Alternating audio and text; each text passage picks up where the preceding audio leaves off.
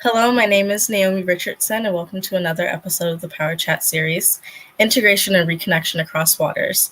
Today, my guest is Jade Rhodes, an aspiring urban ecologist, environmental justice advocate, and designer based in Honolulu, Hawaii, who was raised in Detroit, Michigan. How are you? Hi, good morning. Oh, good afternoon, actually, for you guys on the Eastern Standard Time. Yes, how are you today? I'm doing great. I'm so happy to be here. I guess I can tell a little bit about Yes, myself. of course. Right now, I wear many hats always, but my primary role right now is as a graduate assistant under the Office of Indigenous Knowledge and Innovation in the School of Architecture. Really looking at the research of what it looks like to build loved community spaces that supply food that's culturally relevant. I've kind of been working in this space for a while. My first kind of dive into this was studying environmental policy. And then that took me into I love policy, but I want to be hands on. Yeah. Became a forester after that, working in conservation with native plants here in Hawaii. And now moving my kind of role as I see myself facilitating between the plant world and people as a designer. So that's what I'm doing now. Well, I'm really excited for this episode, and I will start the question. So, where does your story begin, and what led you to desire to be an aspiring urban ecologist and an environmental justice advocate?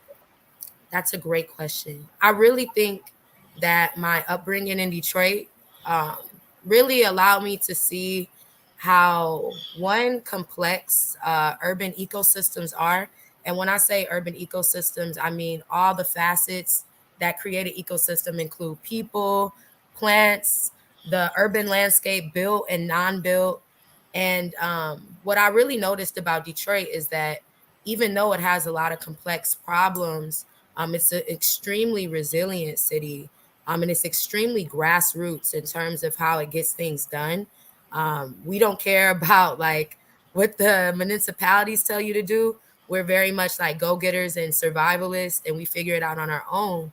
And so, living in Detroit all of my life until I moved away when I was 18, it really put in perspective that there's actually a lot of connections between places where people have been marginalized and outcasted, or oppressed or colonized, and living in Hawaii, which is a you know illegally occupied United States state, so to speak. Yes.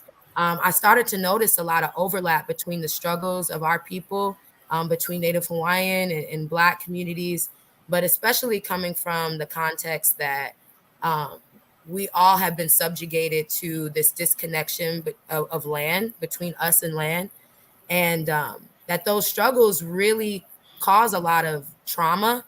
And what I was thinking as I kind of tried to figure out what my path was, it really was diving into who am I in the past, right? Like who are my ancestors?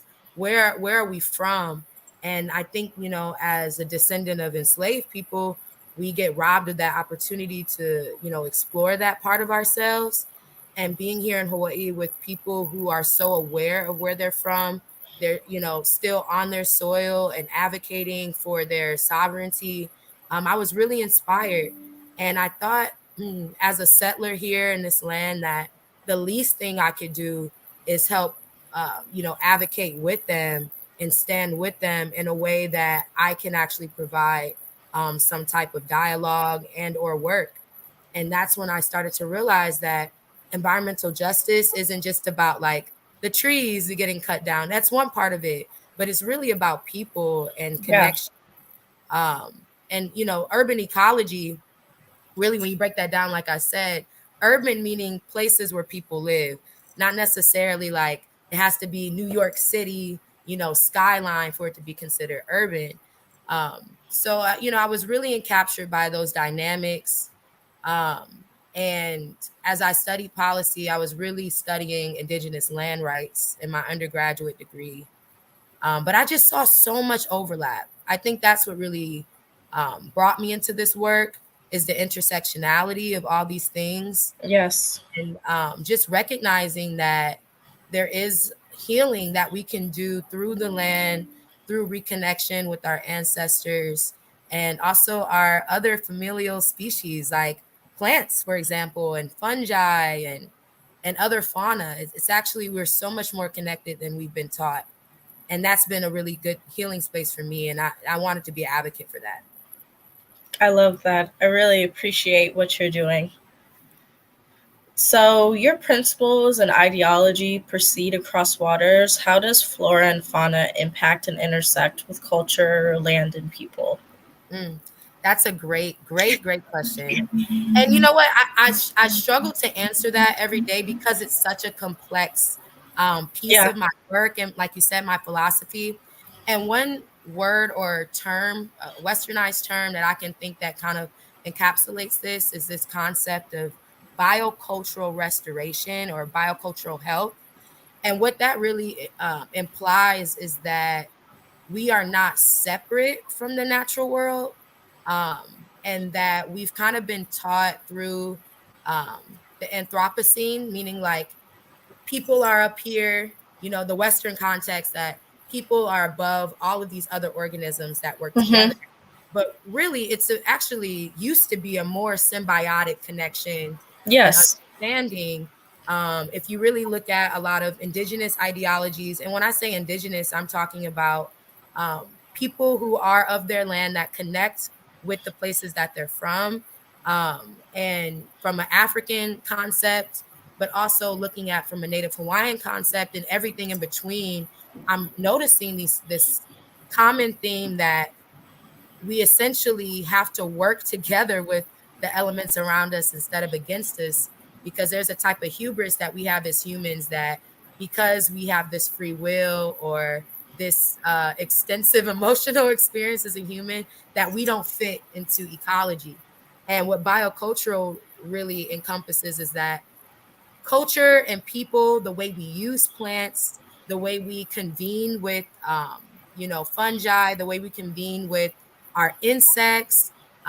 It's actually very circular in terms of how we are supposed to be in relationships with them. Yeah. And the bio part is like the biological and the cultural, and everything in between. So I really like to use that term because I do feel like it's the most intersectional, and I think the easiest way to explain why it's important to understand those relationships and why it's important to reconnect with them, because we live in this very material and capitalistic world that teaches us Yes. scarcity and not really abundance and not really communing. So I kind of look at my work is to combat those ideologies. I love that. I hope that answered Environment. the question. Hmm? I hope that answered the question. Yes, it did. Thank you. Environmental justice is radical and affects our daily life. How does environmental justice advocacy intersect with Black, Indigenous, and other people of color's lives?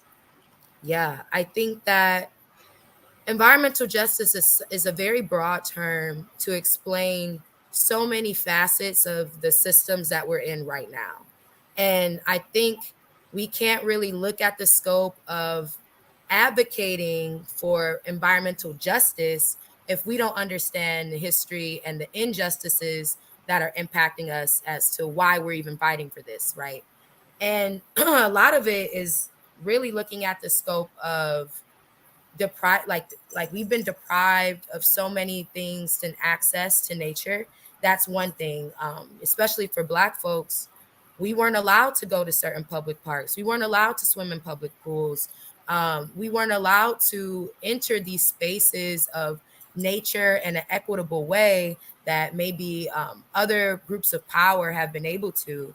And then when you look at indigenous people who whose land that we're on right now was stripped from beneath them, and they were put on reservations and deprived of their cultural practices through that process of white supremacy and colonialism. Yes. So you have to really, to understand environmental justice and the intersections between people who've been impacted by it, you really have to kind of call out what those forces and powers that be are that influence those things. So I think a big part of understanding why environmental justice is so important is that if you don't call out the things that are, if you would say, pushing their power in a very violent way, for example, with corporatism, corporations like monopolizing nature, Yes. extraction of material from the ground, extraction of people. I think we start to realize that there's a lot of things that we can do, not even just on the policy side, but just on the grassroots approach. So when I used to be a environmental justice chair for young progressives demanding action, my primary role was really organizing people around the issues first and the issues that really impact them personally, and finding ways to get them connected to make powerful change, whether that was on a policy level, going to the legislator and like, doing as simple as writing a, testimony or Mm-hmm. speaking out in testimony. But also that's one small part of it. Another big part of it is just doing a grassroots kind of guerrilla approach too, of really just one communing with the land and finding joy in these spaces that was Yes. deprived of us. That is an act of advocacy in itself, and an act of resilience, and also against the status quo of human dominated like nature, and really seeing why we've experienced these traumas is probably because we've been deprived of something that humans are intrinsically needed to survive, which is nature. So Yes. it's really interesting. It's really complex. So it's hard to say it in like one sentence, I think. And I'm working on that, because I think communicating why it's important is really going to be that kind of that pull in to get people to realize and kind of be more conscious of this thing. Yes. So, how do you move through the world with resilience, and how do you set intentions for the work you do in land stewardship and as a designer? Oh yeah. Ooh, I like that question. So layered. And I think it really goes through my day to day is very much so in the realm of I juggle a lot, right? And I don't want people to go on this work thinking that it's going to be a linear thing. It's very much a winding road, and what really keeps me grounded is thinking about the 7 generations after me and the 7 generations before me. The reason why I'm here right now is because they probably prayed for this moment for me to be able to make that Wow. reconnection back Yes. to them, right?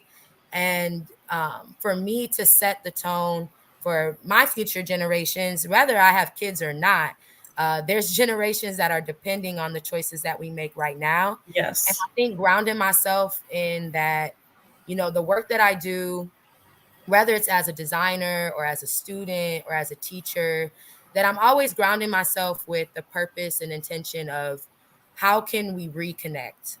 I will just give a quick like story of kind of how I even got to that place. I have been doing, like I said, a lot of policy work and research in my undergraduate degree that was very, rooted in academia, which has a lot of limitations as a Black person trying to dive into, this academic world, this professional world, while also staying true to self and really trying to deep dive and understand why I feel maybe this disconnection. And, something came to me during COVID, the beginning of COVID. I moved into a new place, and had a little space to be able to grow some plants. Now, I've always worked with plants in a professional setting, but never really had the opportunity to grow my own and harvest my own, and look at it as almost as an act of protest to these systems, right? Because we were being deprived of so much during COVID, especially in the beginning. Like we weren't even allowed to go on hikes. You weren't even allowed to really commune outdoors. So this was kind of a way for me to figure out that gap and what I needed. I noticed that I was kind of hitting a wall too in terms of my inner voice and trying to figure out what makes me happy and what makes me feel purposeful. And when I started growing my own plants, I just started off with like a tomato and like some cucumbers. And I realized, oh my gosh, I was kind of communing with my grandmother who grew a lot of food, and she also was the type of person where people, if their plants were dying, they would bring them to her and she would revitalize them.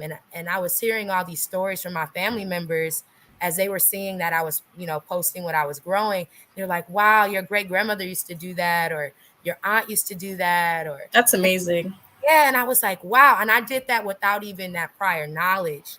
So really it was like such a healing moment for me. Because I lost, my grandmother, well, both my great grandmother and my grandmother in the last 10 years. And kind of in that pivotal moment of, from puberty into being a young woman, I missed that opportunity to really connect with them while they were here. So I thought, it's really now my job as in this generation to be the best ancestor I can be while being in this realm. And I thought the best way to Yeah. do that was to commune with plants. That's amazing. I love that so much. That is so important. So, this is our last question and one of my favorites. If you were able to give your younger self from 5 to 10 years ago advice, what would you say to yourself? That's so funny that you say that because I was just thinking about this a couple weeks ago, kind of reflecting on my journey here on Hawaii. I've been here pretty much all my adult life. I'm 26. I moved here when I was 18, so 8 years ago. And just looking at who I was then, I won't say I was so different, but I definitely wasn't as connected with myself.